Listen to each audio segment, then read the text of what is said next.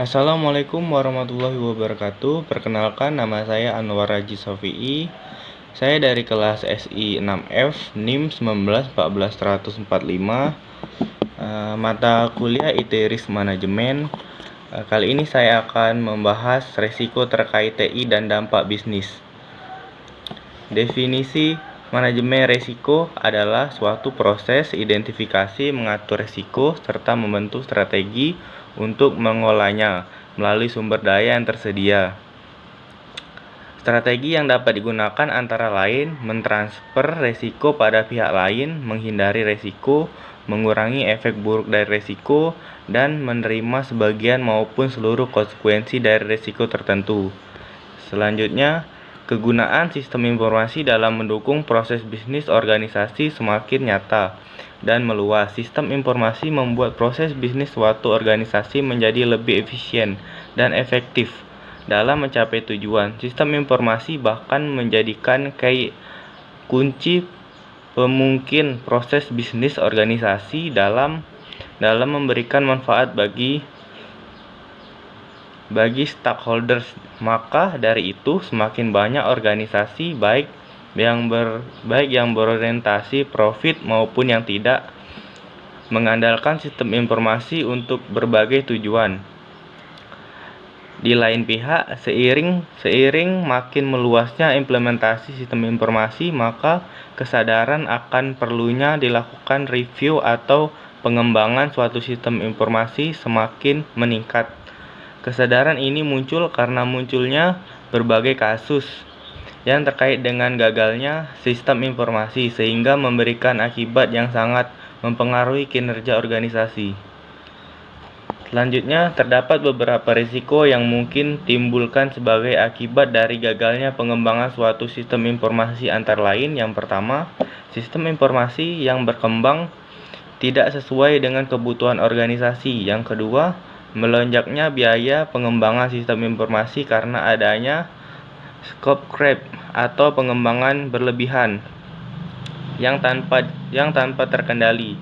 Selanjutnya, yang ketiga, sistem informasi dikembangkan tidak dapat meningkatkan kinerja organisasi. Selanjutnya, teknologi informasi.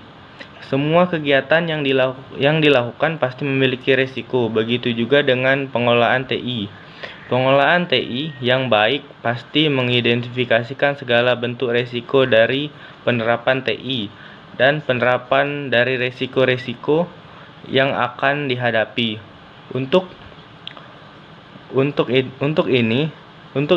ini organisasi memerlukan adanya suatu penerapan berupa tata kelola TI. Pemanfaatan dan pengelolaan tata kelola teknologi informasi TI sekarang ini sudah menjadi perhatian di semua bidang dikarenakan nilai aset yang tinggi yang mempengaruhi secara langsung kegiatan dan proses bisnis. Kinerja TI terhadap otomasi pada sebuah perusahaan perlu selalu diawasi dan dievaluasi secara berkala agar seluruh mekanisme manajemen TI berjalan sesuai dengan perencanaan tujuan serta proses bisnis sebuah perusahaan.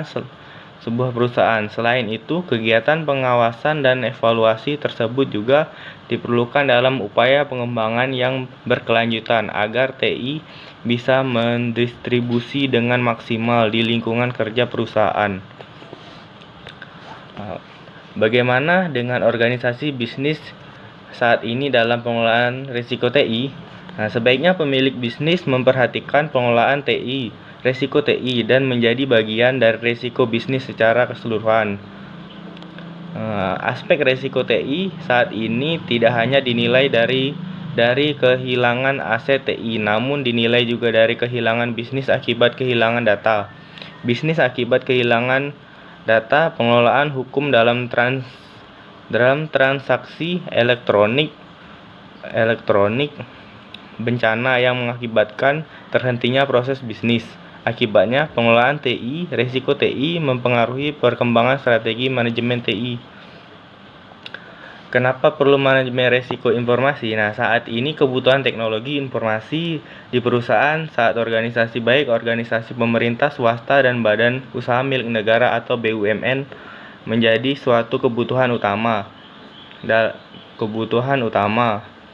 Dalam organisasi. Teknologi informasi membantu sumber daya manusia (SDM) organisasi untuk membuat atau mengubah, menyimpan, mengomunikasikan, dan menyebar informasi. Pentingnya pengelolaan bidang teknologi informasi menyebabkan perlu dilakukan pengamanan aset yang digunakan dalam teknologi informasi, atau yang dikenal dengan istilah keamanan teknologi informasi. Teknologi informasi yang dibangun pada sebuah organisasi harus menggunakan sistem yang interaktif, yang mudah digunakan, serta memberi rasa nyaman bagi pengguna tanpa menyampingkan aspek keamanan informasi. Selanjutnya, tujuan perlu dilakukan implementasi manajemen risiko.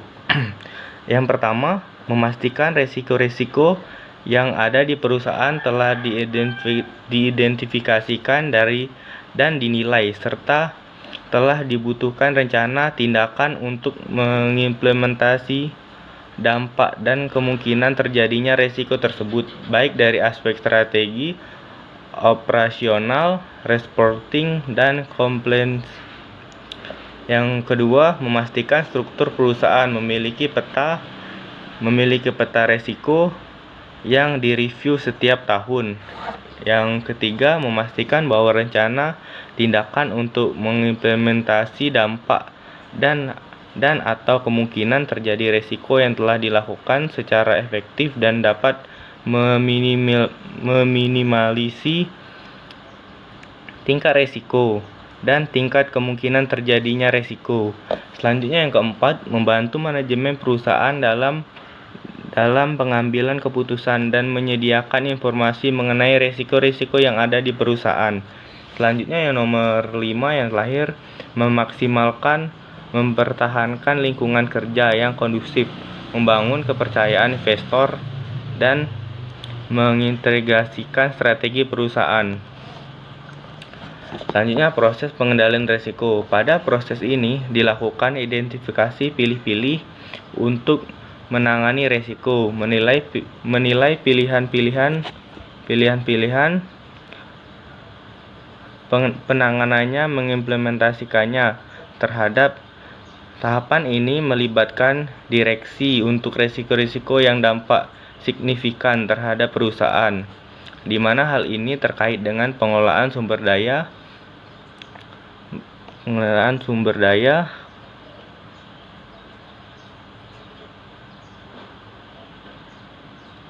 untuk penanganan risiko.